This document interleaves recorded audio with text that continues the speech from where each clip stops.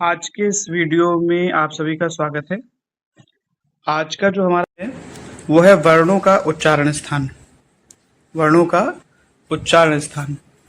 तो इसमें सबसे पहले हम लोग नोट करेंगे कि महर्षि पाणिनि के अनुसार प्रमुख उच्चारण स्थान 8 प्रकार के माने गए हैं।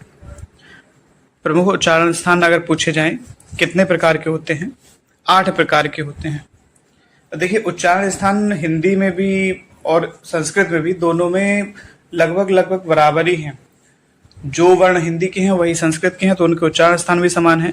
तो दोनों का मिला के एक ही वीडियो बनाया गया है।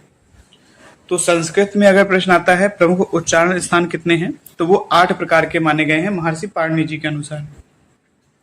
तो इसे एक श्लोक में, सूत्र में लिखा हुआ है, अष्टौ स्थानानि वर्णनाम उरः कंठा शिरस्तथा जिह्वा मूलम च दन्तश्च नासिकोष्टौ च तालु च। यानी कि वर्णों के उर, कंठ, मूर्धा, जिह्वा मूल, दंत, नासिका, ओष्ठ और तालु, ये कितने हैं? 8 उच्चारण स्थान प्रमुख माने गए हैं।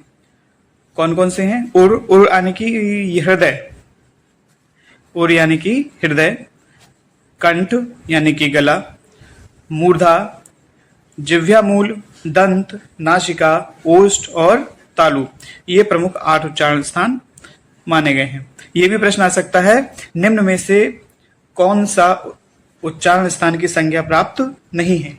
निम्न में से किसको उच्चारण स्थान की संज्ञा प्राप्त नहीं है? तो ध्यान रखिएगा, ये 8 प्रकार के आप याद कर लीजिए, जो नहीं होगा उसमें आपको टिक करना है। चलिए आगे शुरू करते हैं। वर्णों के उच्चारण स्थान। तो इसमें आप लोग संस्कृत के सूत्रों से याद करेंगे तो आपको आसानी से याद भी हो जाएगा और आप कभी भूलेंगे भी नहीं। केवल सूत्र याद करने हैं।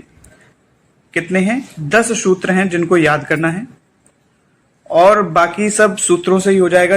एक एक करके समझते चलेंगे, आप भी समझते जाइएगा और अपने नोट्स बनाते जाइएगा। तो पहला सूत्र है अकुह विसर्जनीया नाम कंठा। इसको लिख लीजिएगा, अकुह विसर्जनीया नाम कंठा। तो एक बात और इसमें याद रखेंगे कि इसमें कु, चू, टू, तू और पू आए हैं। तो कु का मतलब है का वर्ग, चू का मतलब है चा वर्ग, टू का मतलब टा वर्ग और तू का मतलब ता वर्ग और पू का मतलब पा वर्ग। ये सारे वर्गीय व्यंजनों को दर्शाते हैं। तो कु को, पूरे का वर्ग को हमने कु कह दिया, तो इसको ध्यान में रखेंगे। तो पहला सूत्र है अकुह विसर्जनीया नाम कंठा। तो इसको ध्यान से देखेंगे तो एक हो गया आ का दीर्घ होता है आ, तो आ और आ दोनों हो गए। फिर है कु का मतलब है पूरा का वर्ग, आ हो गया, कु यानी कि पूरा का वर्ग, और हा, कौन सा? हा, एक हा हो गया। और विसर्जनीया नाम मतलब विसर्ग हो गया। तो आ, कु, हा और विसर्ग। इस सूत्र से हमें याद हो गया अकुह विसर्जनीया नाम कंठा। यानी इतने जो वर्ण हैं इनका जो उच्चारण स्थान है वो है कंठ। इतने जो वर्ण हैं इनका उच्चारण स्थान है कंठ। इनको याद रखिएगा, आ, कु, हा और विसर्ग, इनका उच्चारण स्थान क्या है? कंठ। इसको सूत्र याद कर लीजिएगा, तो सूत्र से आपको सब कुछ क्लियर हो जाएगा। सूत्र में देख के ही आप लोग बता सकते हैं, आ है, कु है, हा है और विसर्ग यानी कि विसर्ग है। तो सूत्र याद हो गया तो आपको ये वर्ड भी याद हो जाएंगे, कौन से वर्ण का कौन सा उच्चारण स्थान है। तो पहला आपको याद हो गया अकुह विसर्जनीया नाम कंठा। ऐसे दूसरा देखेंगे तो दूसरा है इचु यशा नाम तालु। इचु यशा नाम तालु। ई यानी कि एक ह्रस्व ई और एक दीर्घ ई, एक ह्रस्व ई और एक दीर्घ ई। फिर है चू यानी कि चा वर्ग, चू यानी कि चा वर्ग। फिर या और शा, यशा नाम, या और शा। ई, चू यानी चा वर्ग, या और शा। ये कौन सा सारा है? तालव्य सा है। इस सा का उच्चारण स्थान क्या है? तालव्य यानी कि तालु। इतने जो वर्ण हैं इनका उच्चारण स्थान हो गया तालु। और सूत्र है इचु यशानाम तालु। इचु यशानाम तालु। तो तालु को जैसे समझे, तालु है कहां पे? तो जो दांतों के ऊपर हमारा जो भाग होता है, जो मांस होता है, तो उसको हम लोग बोलते हैं तालु। पहले दांत हो गए, दांतों के ऊपर देखेंगे तो वो जो भाग है छोटा सा, वो हो गया तालु। और ऊपर जो मुंह की तरफ कटोरी बनी हुई है, मुंह में ऊपर देखेंगे, जीभ को ऊपर उठाएंगे तो महसूस करेंगे कि जो कटोरी बनी हुई है वो होता है मूर्धा। दंत हो गया, तालु हो गया और मूर्धा हो गया। तो ये जो सा है, इसका उच्चारण लोग सही से नहीं कर पाते हैं। तो इसके उच्चारण के लिए क्या करना है? अपनी जिह्वा को तालु पे स्पर्श करिए और बोलिए शा। क्या बोलेंगे? शा। इसको बोल के देखिए, शा। जब हम तालु में जिह्वा को स्पर्श करा के शा बोलेंगे तो ये इसका उच्चारण एकदम स्पष्ट निकलेगा। तो इसको सूत्र को याद रखिएगा, इचु यशानाम तालु। अगला है ऋतु रसाणाम मूर्धा। ऋतु रसाणाम मूर्धा। अब इसको आप खुद ही देख के बता सकते हैं। एक तो री हो गया, री के बाद एक दीर्घ री होती है संस्कृत में, एक ह्रस्व री और एक दीर्घ री। तो री, री, टू यानी कि टा वर्ग और शा, ये कौन सा शा है? ये है मूर्धा सा, यानी कि जो कटोरी बनी हुई है मुंह पे, वहां पे जीभ स्पर्श करेंगे। जैसे टा बोलते हैं, जीभ को घुमा के, ऐसे ही जीभ को मोड़े, ऊपर स्पर्श करें और बोले शा। क्या बोल के देखेंगे? शा। तो ये हो गया आपका मूर्धा उच्चारण स्थान। और सूत्र क्या है आपका? ऋतु रसाणाम मूर्धा। ऋतु रसाणाम मूर्धा। ध्यान रखेंगे, री, दीर्घ री, टू यानी कि टा वर्ग और मूर्धा वाला शा। मूर्धा में जीभ को स्पर्श करके बोलना है शा। इसके बाद अगला सूत्र है लितु लशानाम दंताः। लितु लशानाम दंताः। देखिए सूत्र देखिए और बस आपको खुद ही पता चल जाएगा कौन कौन से वर्ण हैं। ली यानी कि ली हो गया, तू यानी कि ता वर्ग हो गया पूरा, फिर ला यानी कि ला हो गया, और सा, ये दंत वाला सा हो गया। दंत में जिह्वा को स्पर्श करेंगे और बोलेंगे सा। तो ये हो गया दंत सा। ऋतु लशानाम दंता। ऋतु लशानाम दंता। अब पांचवा जो सूत्र है वो है उपूपद्यमानीयानाम ओष्ठौ। उपूपद्यमानीयानाम ओष्ठौ। इसमें देखेंगे ऊ हो गया, ऊ का दीर्घ बड़ा ऊ हो गया, ऊ का दीर्घ बड़ा ऊ हो गया। इसके बाद है पू, पू यानी कि पा वर्ग, पू का मतलब है पा वर्ग। उसके बाद है उपधमानी। ये हिंदी में नहीं है, केवल संस्कृत में इसका देखने को मिलता है हम लोगों को, उपधमानी। तो उपधमानी क्या होते हैं अभी देखेंगे। तो पहले देखेंगे ऊ, दीर्घ ऊ, फिर पू यानी कि पा वर्ग, और उपधमानी। उपधमानी जो वर्ण होते हैं उनका भी उच्चारण स्थान ओष्ठ ही होता है। पूरा पा वर्ग जो होता है उसका उच्चारण स्थान ओष्ठ होता है। ऊ बोलेंगे, इसके लिए भी हमें ओष्ठ का प्रयोग करना पड़ता है।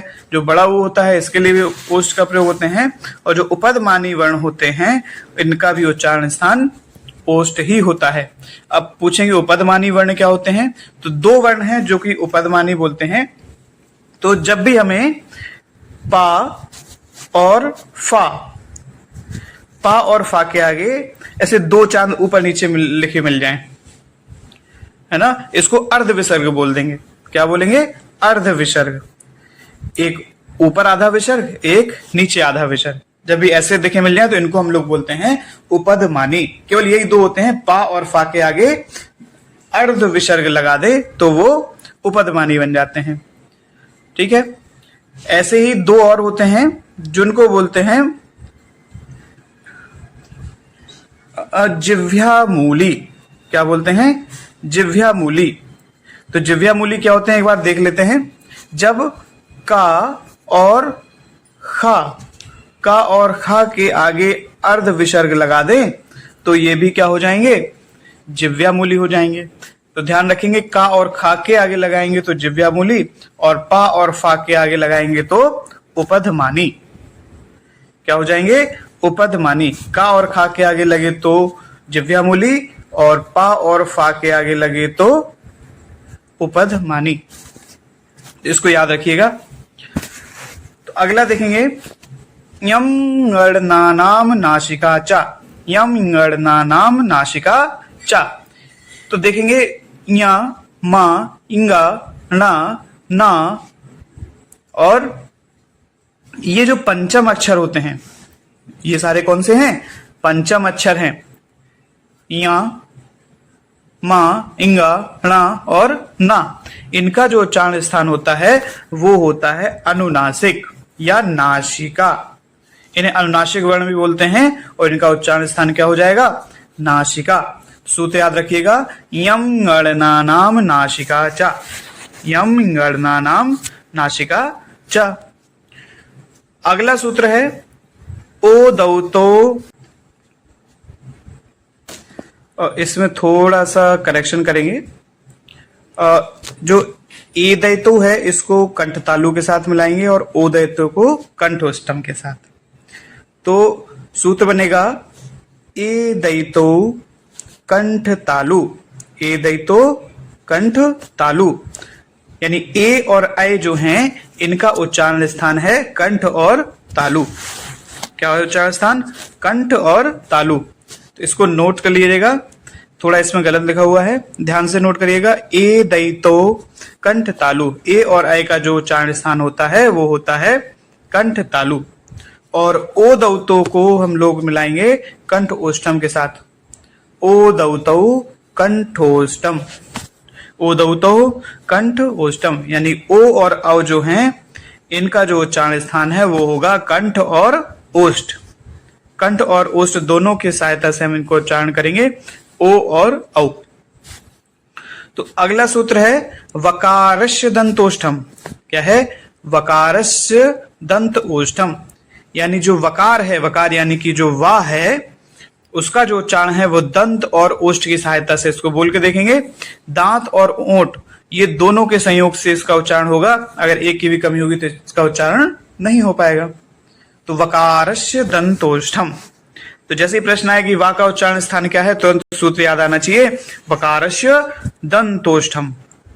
कोई पूछे औ का उच्चारण स्थान क्या है, तो ओ दौतो कंठोष्ठम। ओ दौतो कंठोष्ठम और वकारस्य दंतोष्ठम। कोई पूछे ए का उच्चारण स्थान क्या है, तो ए दैतो कंठ तालु।